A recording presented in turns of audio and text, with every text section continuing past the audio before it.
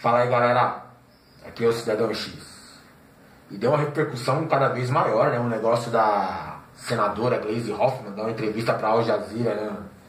Engraçado que teve até senador, né? A Ana Amélia, falando de fake news, né? No plenário. Na verdade, ela não estava falando sobre fake news. Ela estava promovendo uma fake news. Como eu expliquei para vocês no vídeo anterior, que inclusive pelo título eu peguei um monte de babaca que veio na sede, né, para confirmar que ele odeia a esquerda, que a Gleisi Hoffmann convocou os terroristas, e aí ele viu o título do meu vídeo, ele veio... Cara, eu fui xingado demais, mano. Teve cara que ficou revoltado comigo no vídeo, porque depois ele percebeu que eu aloprei eles, né, que era só uma ironia, o título, que para trazer justamente esse bando de babaca, para ter uma visão diferente sobre o assunto. Mas a Ana Amélia, mano, nossa, cara, ela falando, né, que, pô, a senadora Gleisi Hoffmann deu uma entrevista pra Al Jazeera e insinuou que teria ligação com a Al-Qaeda. Eu não tô entendendo mais nada, cara.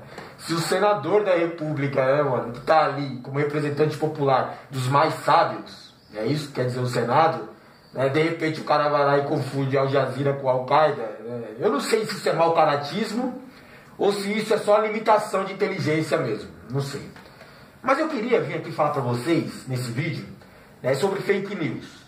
Né? Na verdade não é fake news, eu quero falar de notícias que parecem fake news, de tão absurdas que são, mas não são. Né? Na verdade é a realidade do Brasil. Né, mano? Você vai ver aí que tem um deputado, acho que é João Rodrigues, né? Tem vários deputados brasileiros aí que estão presos, tá? E exercem suas funções e tal, mano, vereadores, né? Tem um monte de político que está condenado, preso e recebe salário, trabalha no Congresso, tá liberado. O Brasil é uma zona, né, o país do puteiro, né, e quem governa esse país são bandidos, então nada mais justo do que colocar bandidos para trabalhar legalmente no Congresso. E tem esse deputado João Rodrigues que ele está condenado. Né, mas, engraçado e curiosamente, ele está fazendo parte de uma comissão, ele está condenado e preso. Não esquece da parte do preso. Mas ele está lá no semiaberto, né? Como todo preso no regime de progressão de pena e tal. Né? O crime dele não é um crime de... Ah, não, ele é criminoso, ele é bandido mesmo. E aí ele está lá participando de uma comissão, né, para alterar o Código de Processo Penal brasileiro. A gente tem um Código, né, de Processo Penal de 1941, que na visão de muitos é ultrapassado. Né? Eu também acho que precisava de algumas alterações pontuais ali, né, para ver a questão contemporânea do Brasil e tal, mas vão alterar de um jeito que, porra, vai dar ruim, cara.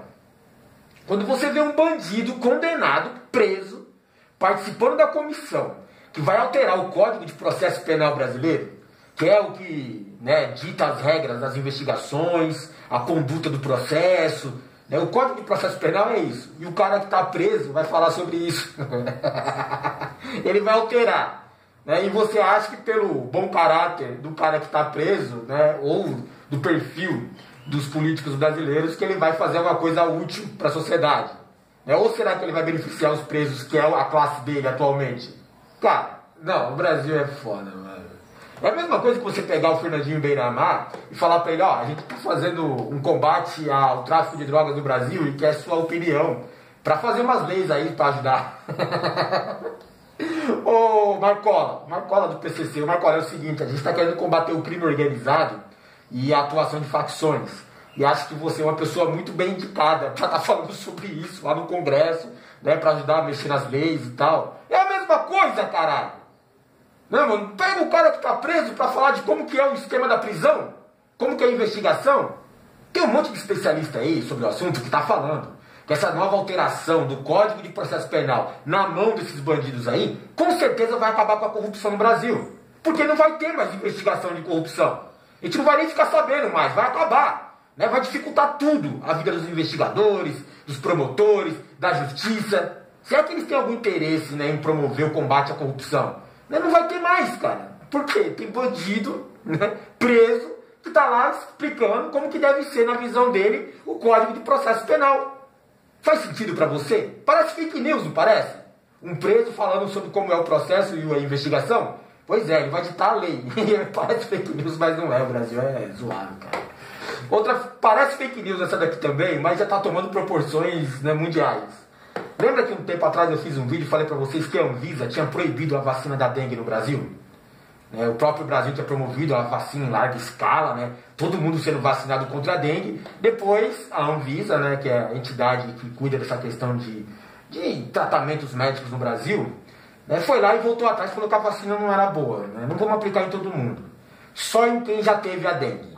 E agora a OMS, Organização Mundial de Saúde, olha só o nível, falou que é isso mesmo, né? A vacina da dengue só pode ser aplicada em pessoas que já tiveram a dengue. Será que você entendeu o que eu falei? Da primeira vez eu fiz o vídeo e eu acho que teve gente que não entendeu. Cara, os caras estão dizendo que tem uma vacina. Vacina é o quê? Para combater uma doença, né? Ela vai imunizar você contra uma doença. A Organização Mundial de Saúde, com a Anvisa aqui no Brasil e um monte de autoridades médicas estão dizendo que essa vacina de imunização só pode ser aplicada em quem já teve a doença.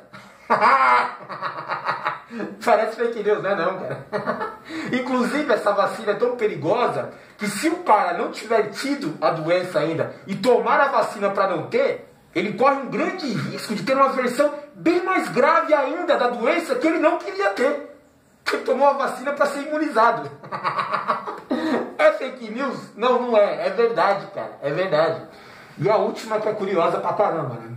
As autoridades competentes aqui de São Paulo determinaram o pagamento de R$85 mil para a pintura de um quadro de um ex-governador chamado José Serra. Pois é, mano. Os caras autorizaram R$85 mil para pintar um quadro do Serra aqui em São Paulo. O bagulho pode ser levado a sério. O Brasil não pode, cara. R$85 mil para tentar consertar a cara do Serra no quadro. Mas nem com $1 milhão. Mas vai lá, tá pago. Já vai gastar 85 mil nesse quadro.